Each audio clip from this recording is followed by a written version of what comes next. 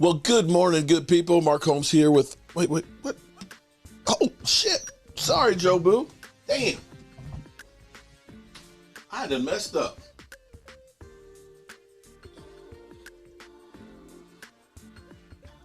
Joe Boo, back in the house. Woohoo. Look at that hair. Okay.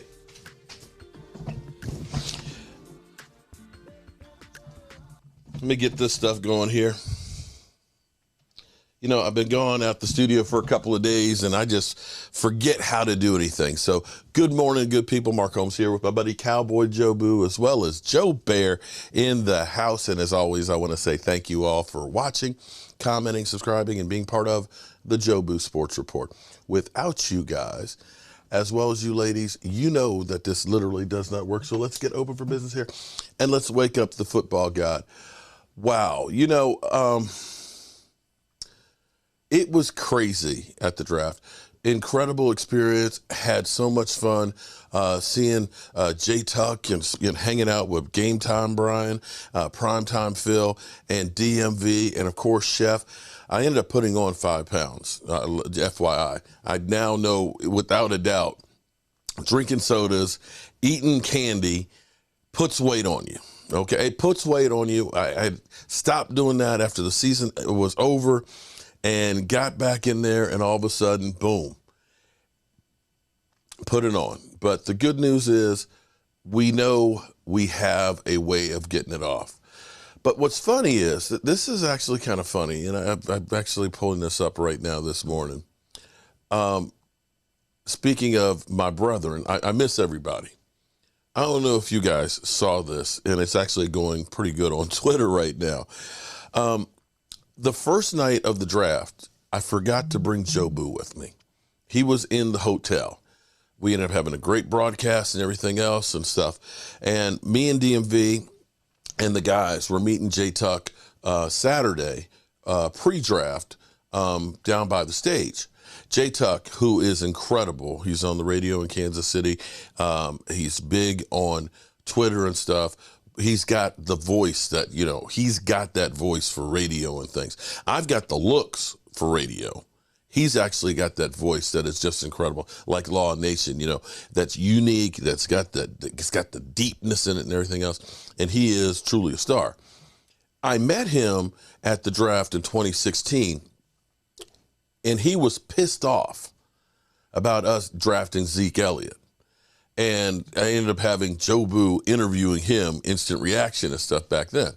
And so it was funny because when we got together down there, I had Joe Boo. We were talking with Kelly over there. You can see the picture over here. We got Kelly over there. We got DMV. We got Phil and Game Time. And Chef is right back in there as well. And so I started talking about, I said, Joe Boo is a magnet. I said, Joe Boo is memorable. A lot of people are saying, man, what's up with this idiot, man? What the hell is the deal with him carrying a voodoo doll? Well, there's a long story to that. And originally, an Eagle fan said that the Cowboys sucked so bad that not even Joe Boo could help them. And I made Joe Boo originally, I'm sorry, Joe Boo, as a joke. But the thing about Joe Boo is people see him and they want to know more. And so I ended up saying, watch this. And I just hold up Joe Boo because they got the boom camera. It's getting around, getting views and stuff all over the place. I said, watch this. And so this was it, right? There's this guy down here. He's got a Cowboys boot. What's going on with that? That thing's actually. There's this guy down here. He's got a Cowboys boot. What's going on with that? That thing's actually. Okay, so Joe Boo is an attention grabber. And the chicks dig Joe Boo. And it was great to have him there at the draft. And it was great to have all of the people and stuff there. So, of course, now the Eagles are going crazy. Now, we've got all kinds of content that we're going to be doing. We're going to be breaking down all of the picks. You know, me and my man DMV, man, we almost went to blows after the first pick because it was so emotional and stuff. I think that DMV was hangry. I think he was hangry, and it wasn't the guy that he wanted, and it didn't really settle in. And then I just kept picking him like a scab. I just kept picking until he kind of went off a little bit. And we're going to have a discussion later on, me and DMV, about this pick and see if there's an evolution on this, revisionist history, if he's feeling better about it, or if he still wants to kick my ass. What I noticed yesterday when we did our 5 o'clock Sunday afternoon, which initially started last year as a bitch session because we were all bitching and moaning about the Cowboys not doing anything. The Eagle fans are in there like crazy. They're trashing Tyler Smith. They're talking about all of the great moves that they made, how they're going to be unstoppable. And I pointed out that last year, I remember when the Eagles got Kobe Dean, when they traded up and got Jordan Davis and things, right? That, this defense with those guys. They weren't as impactful as you would think. You would have thought that Jordan Davis was going to be able to play defense by himself. He wasn't awful, but he's a two-down player. He's got to be able to play more than that, and he has to actually stay healthy. I'm going on and saying that I believe Mozzie Smith is going to have a better career. That's just me. Maybe I'm going to be wrong, and if I'm wrong, believe me, I know everybody will. But you have now all of the talking heads that have gone through and ranked the draft, and the players who they deemed as the guys that are unstoppable. And now they say, well, the Eagles got this guy, they got that guy, and they're going to be great. Well, here's one little thing I'm going to say about the Eagles.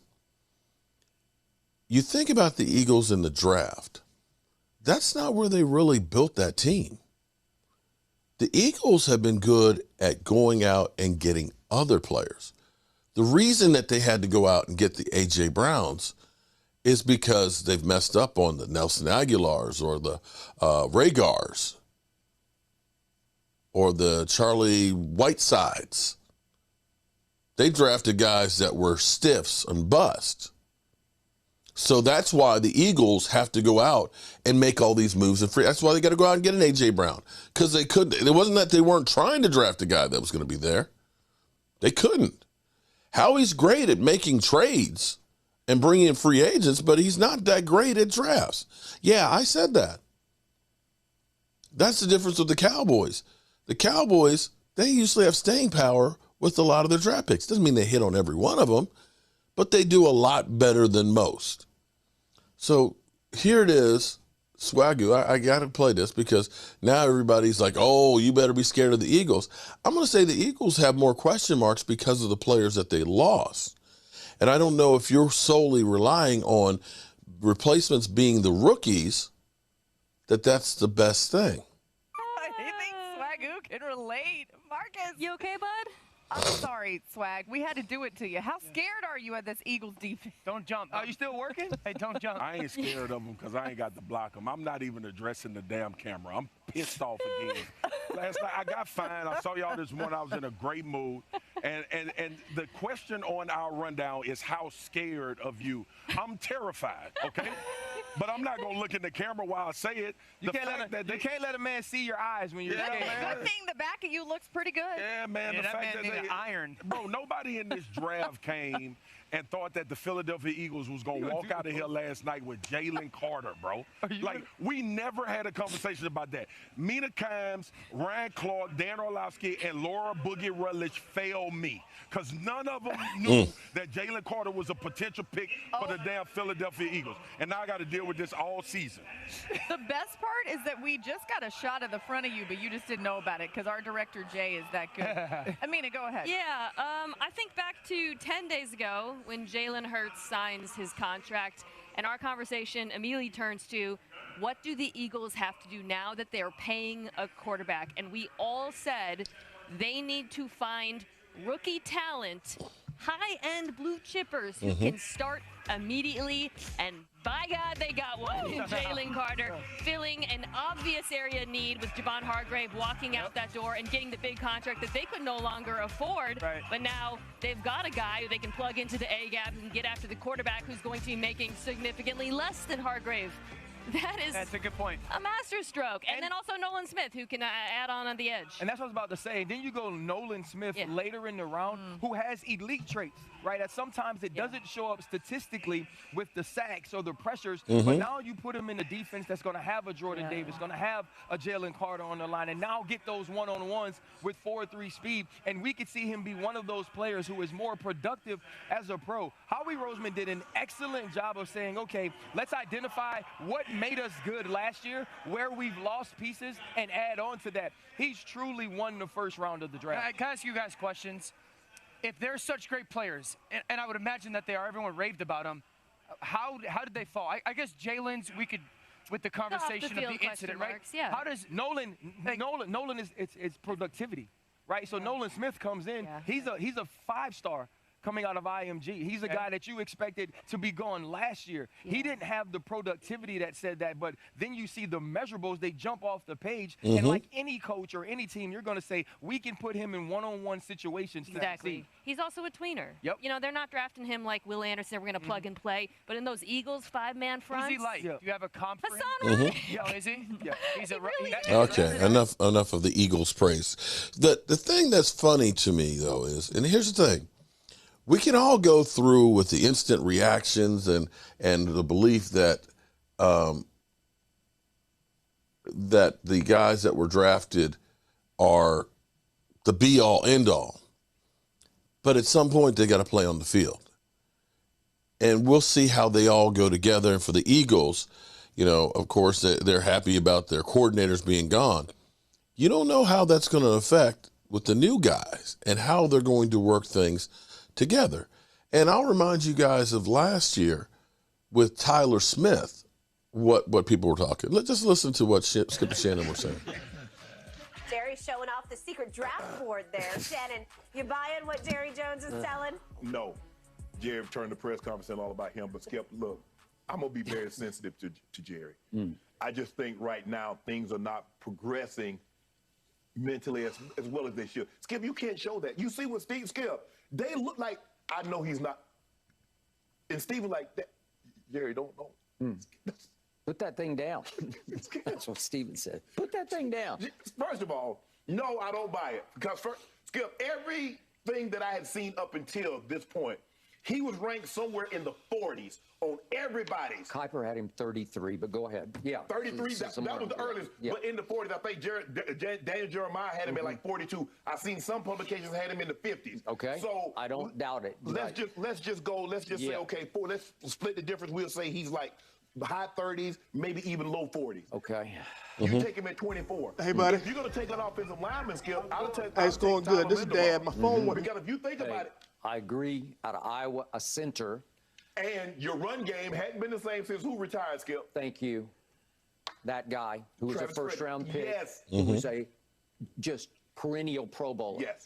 Watch Linderbaum. Watch what happens. You just you heard that, right? Perennial, plug and play. Yes. First year, just watch. You'll start making Pro Bowls. Go ahead. You're exactly right. The Skip, Jerry says, well, we're not going to take guys with red flags. What about yellow flags? You think about that. This guy was flagged 16 times last year, 12 of them for holding. The Cowboys, the most penalized offensive line in football. Now the most penalized team. Team in football, Yes, excuse me. thank you. Skip. And the offensive line was penalized more than any other offensive line. Absolutely. Now, you got tired of Connor Williams. By the way, just a quick point on your 16. You realize he had 16 flags, did Tyler Smith at Tulsa in 12 games.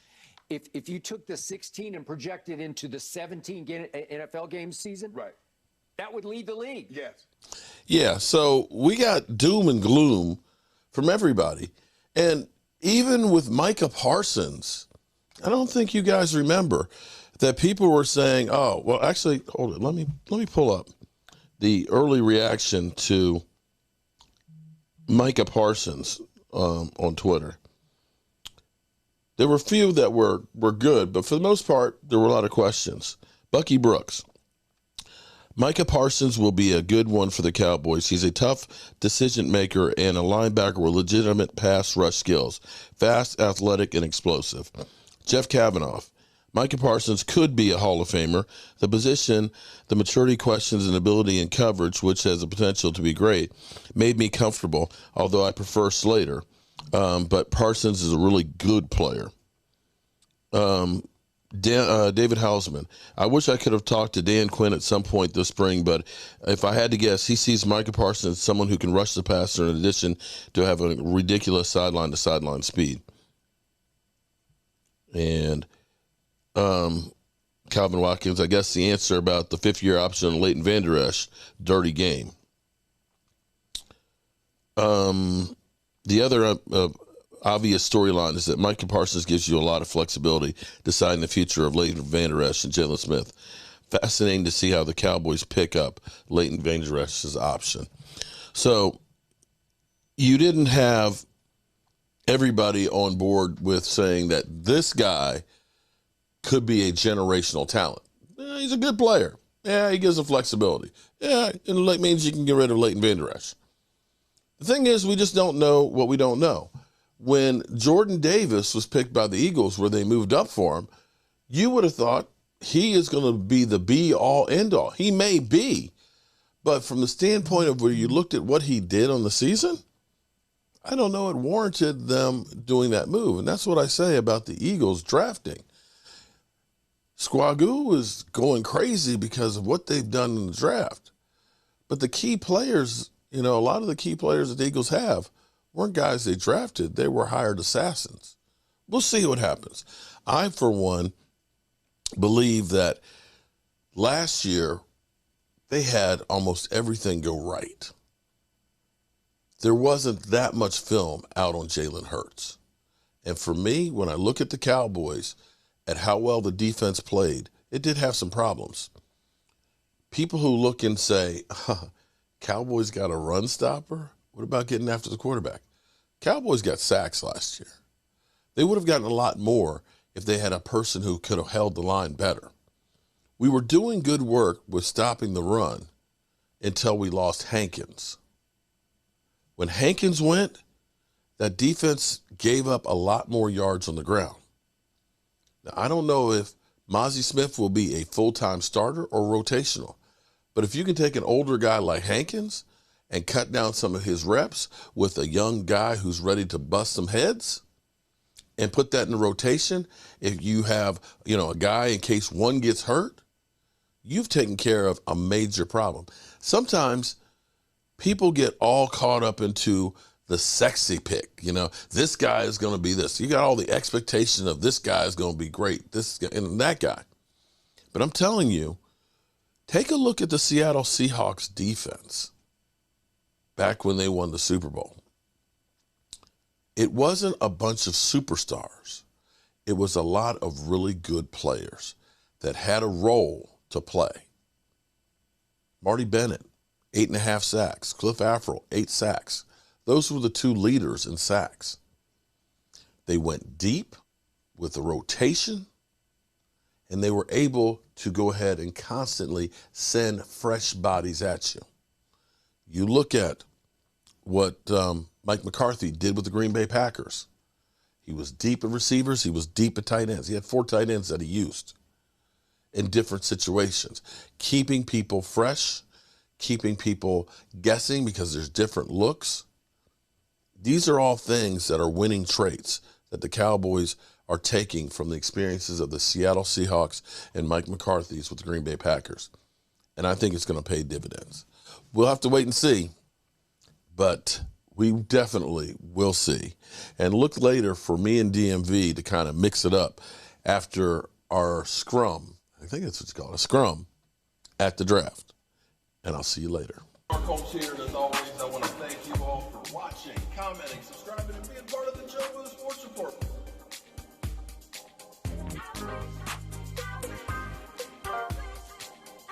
You've been one hell of a job, and the only thing else I got to say